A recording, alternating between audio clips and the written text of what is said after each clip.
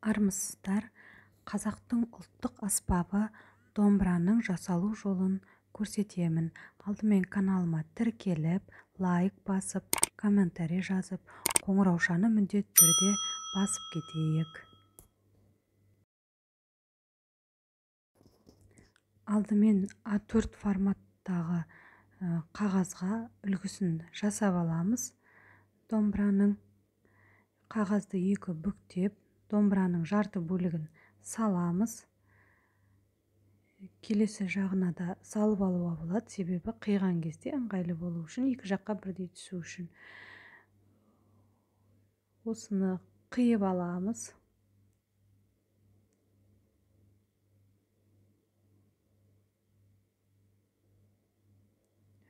Үлгімізді қиып алып,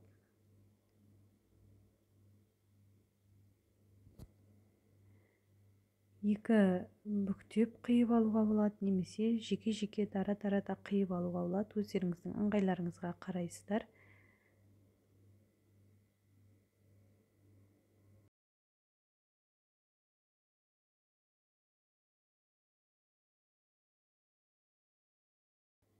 Міне осылай домбыраны қиып алдық. Енді келесі екінші тағы да біреуін қиып алып, ортасының видеодағыдай мүсінін келтіріп алып, себебі артқы бөлігін қиып, сопақша етіп тігіп аламыз.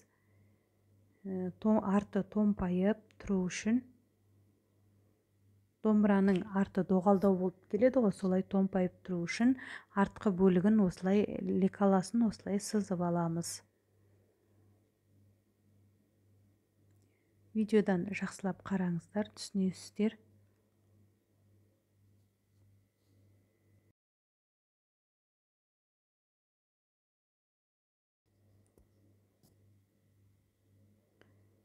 Осылай артқы доғал қылып артқы бөлігін жасаймыз. Оң сол деп айыру үшін жазып алдым. Оң солын айыру үшін осылай қиып аламыз.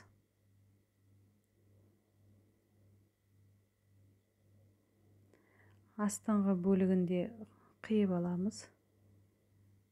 Сосын жаңа екі оң солын осы бөлікке тігеміз. Сол кезде домбыраның арты домалақ, доғал болып шығады. Екінші тұрғаны алдыңғы бөлігі. Міне осындай домбыра жасаймыз бұйыртса. Фетрдан қиып алдық. Үлгімізді, қағазда жасалған үлгімізді фетрға басып қиып алдық. Енді осыны тігеміз. Бірінші артқы бөлігін тігеміз. Доғал етіп тұрған доғал жасау үшін осылай келтіріп тігіп аламыз.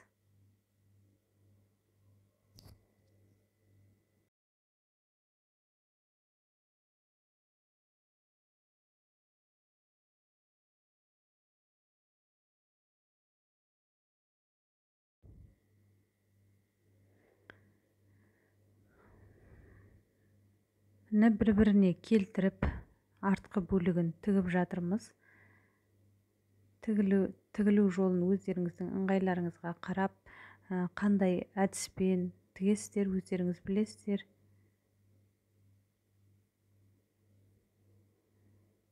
Мен жай көктеп тігіп жатырмын. Себебі бұл артына ішіне қарап кетеді. Осылай артқы бөлігін бір-біріне біріктіріп аламыз. Міне домбырамыздың біріктіріп алдық артқы бөлігін. Енді екі алдыңғы және артқы бөлігін бір-біріне біріктіріп, айналдырып тігіп шығамыз.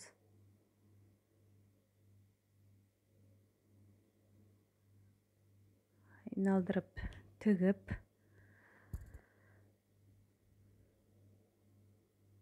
ішіне синтефон саламыз.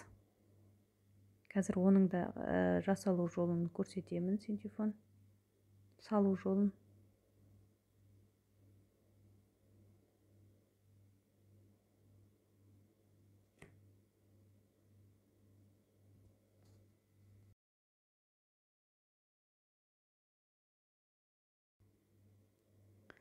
осылай жоғары жағын бәрін айналдырып, мен домбыраны сары түстен жасадым.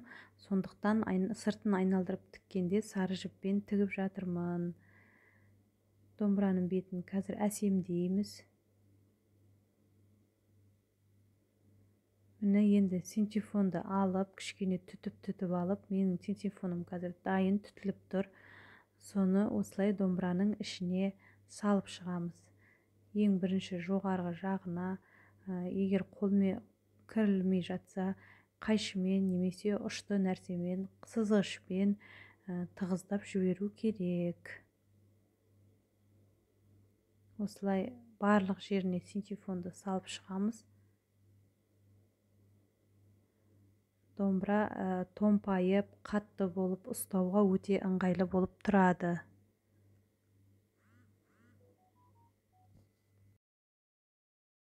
Синтефонның бәрін салып болғаннан кейін ашық жерін қайтадан тігіп, бекітіп тастаймыз.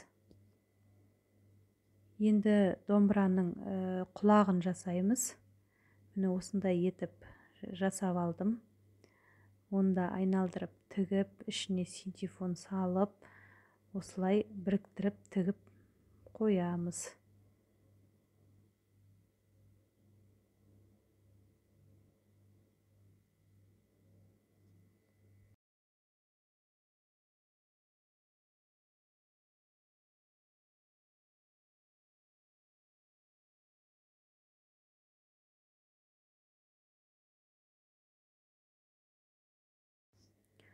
Құлағының ішіне де синтефон салып, жақсылап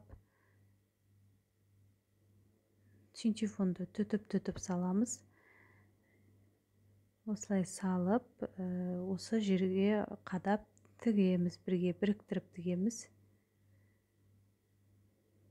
Солай тіге салмай, бірінші астын бітеп алып, құлағымыздың, сосын барып домбыраның ұзынша несіне тігуге болады.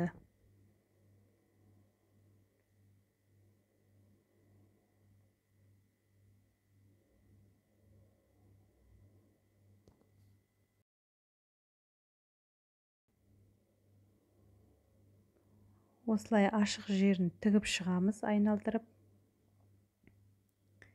Менің каналыма әлі де жазылмаған болсаң, каналыма жазылып, лайк басып, комментарий жазып, қоңыраушаны міндетті түрде басып, келесіде қандай видео сабақтар түсіргенім қалайсыздар, соны комментарийге толығырақ жазып кетсеңіздер болады.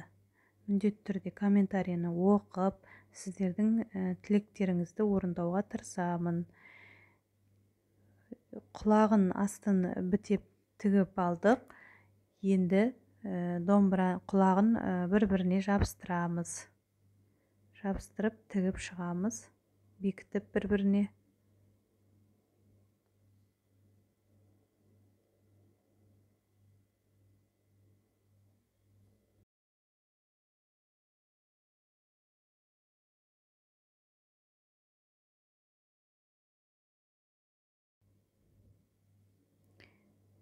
Видеода кішкене көрінбей алған екен. Міне соңғы жағы көрініп жатыр, қалай тігіліп жатқаны. Міне осылай құлағын біріктіріп тігіп шығамыз. Енді осындай домбырамыздың ортасын тесіп, ішіне кішкене фетр салып жібердім. Осылай оюды ойып алып, осындай суреттерді оюларды қалай ою көру керек жөнінде менің алдыңғы видеоларымда бар. Оюды жабыстырып, енді ұзын тегін жасаймыз. Осылай жіптен жасап қойдым. Видеодан жақсылап қарап алыңыздар.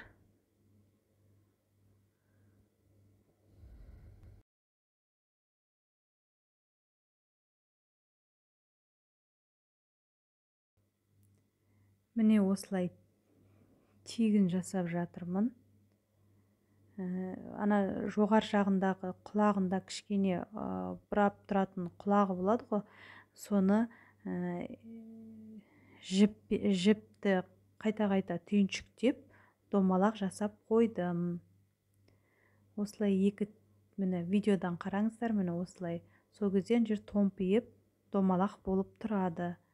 Осылай жасадым. Екі жағында оюымды жабыстырып, ал перне тақталарына видеода тұрған көк моншақты жабыстырып шықтым.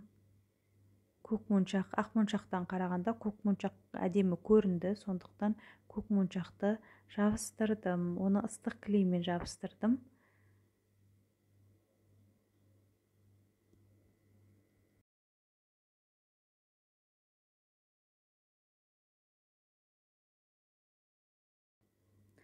Міне екінші жағын жасап жатырмын.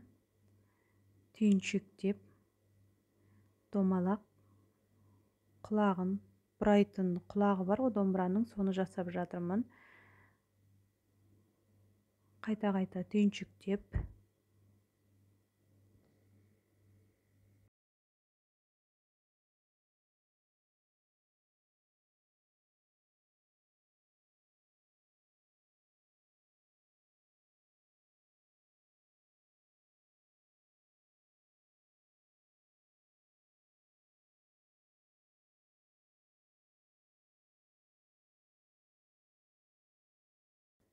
міне осындай домбырамыздың тегі шықты. Оюды ыстық клеймен клейледім, көк моншақ жабыстырдым перне тақтасына. Міне осындай әдемі домбырамыз шықты. Каналыма жазылып, лайк басып, комментарий жазып, қоңыраушаны міндетті түрде басайық. Видеоны соңына дейін қарағандарыңызға көп рахмет. Келесі кездескенше сау болыңыздар.